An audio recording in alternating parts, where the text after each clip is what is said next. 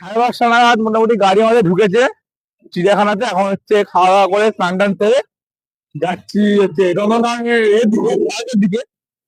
আবার রাস্তাটা ফেরবে ঠিকঠাক ভাবে। মোটামুটি এখন চলে এসেছি নন্দনকানন পার্ক, আর হচ্ছে আমাদের এন্ট্রি গেট।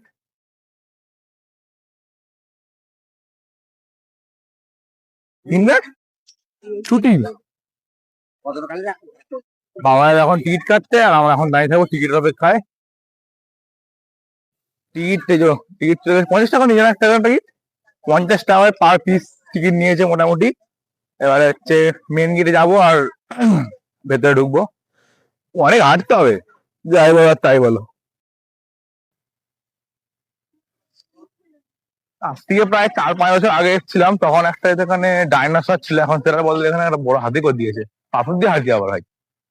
দেখো এখানে হচ্ছে রনির বন্ধু বসে আছে, যেগুলো তো বন্ধু তো ফার্স্ট এখানে যেটা আসছে, এটা হচ্ছে হানি বেজার। হানি বেজার মানে কি জিনিসটা কোথা ভাই? হানি বেজার ফানি বেজার কিছু দেখা যাচ্ছে না এখানে আপাতত। হানি বাজারের আশায় এসেছিলাম, বাট হানি বাজার নেই, এখানে হচ্ছে চিতাবাঘ। কোথায়? ও হাইও, হাইও।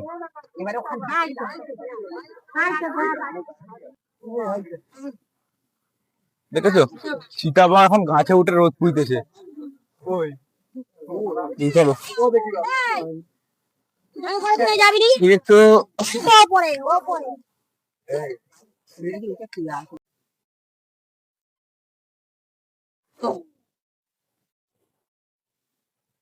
এই হচ্ছে বাঘের অবস্থা, মুখটা ভালো করে দেখো।